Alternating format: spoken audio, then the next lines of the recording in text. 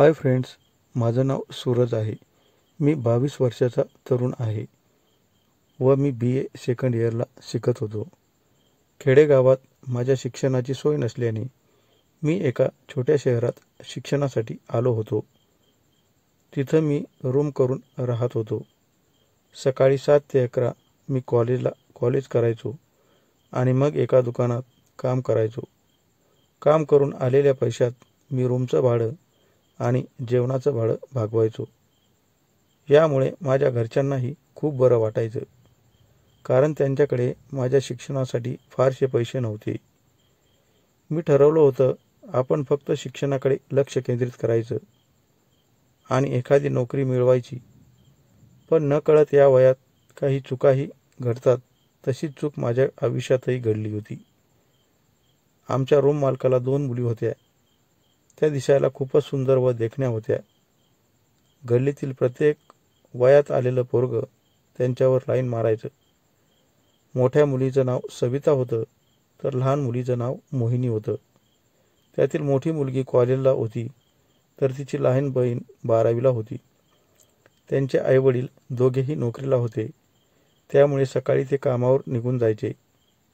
त्यातील मोठ्या मुलींचं म्हणजे सविताचं कॉलेजमधल्या एका मुलाबरोबर रिलेशनशिप चालू होतं. तो मुलगा तिच्यावर खूपच प्रेम करत होता. काही दिवसांनी ती त्याच्या खूपच जवळ गेली आणि त्यानं गैरफायदा घेऊन तिला पळवून नेलं.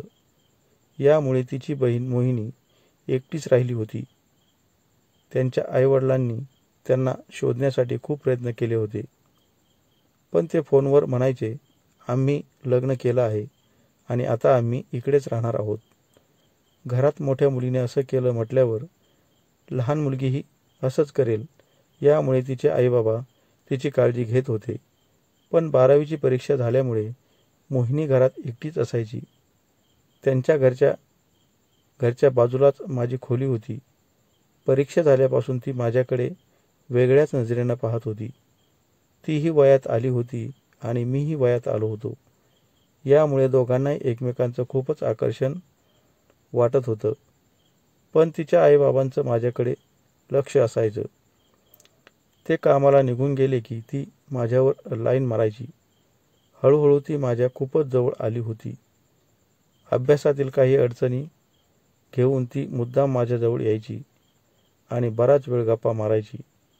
तिच्या मोठ्या बहिणीचा विषय काढला की तिला त्याचं काहीही वाटत नव्हतं. उलट ती म्हणायची, एकमेकावर प्रेम करणं थोडं चुकीचं आहे. यामुळे मला वाटायचं की मोहिनीने आपल्यालाही तिच्या प्रेमात अडकवलं तर आपल्यालाही असंच पळून जावं लागेल. पण असं धाडस मी करणार नव्हतो, कारण माझी परिस्थिती तशी नव्हती. एके दिवशी ते माझ्या रूममध्ये आली आणि तिने मला प्रपोज केलं. तू मला खूप आवडतोस, माझ्यावर मनापासून प्रेम करशील का? मीही लगेच म्हणालो, हो म्हणालो, कारण दोष माझ्या व तिच्या वयाचा होता.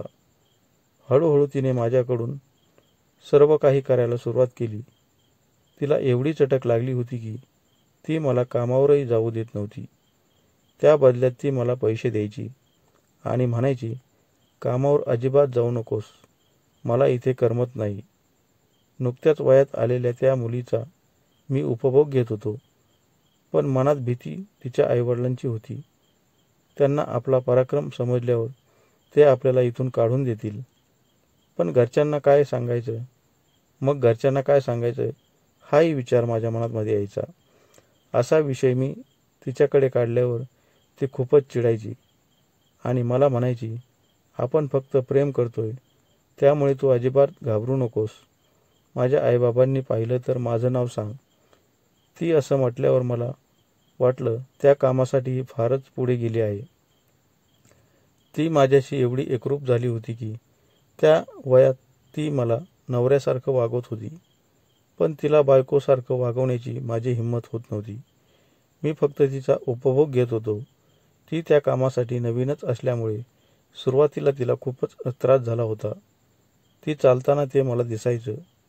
काही दिवसांनी मला सुट्ट्या लागल्या होत्या, पण ती काही मला घराकडे येऊ देत नव्हती.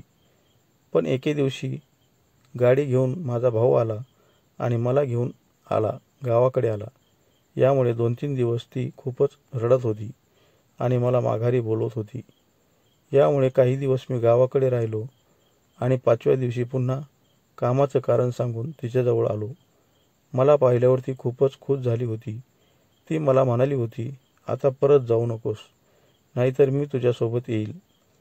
1 वर्ष तिनं माझ्याबरोबर प्रेम केलं होतं आणि मग हळूहळू तिच्या आईबाबांनाही आमचं संबंध समजल्यावर त्यांनी तिचं लग्न एका नोकरदार मुलाबरोबर लावून दिलं होतं. पण ती मनापासून माझ्यावर प्रेम करत होती. ती गेल्यामुळे मला हे अजिबात करमत नव्हतं. यामुळे पुन्हा मी कामावर जाऊ लागलो आणि एक एक दिवस हळूहळू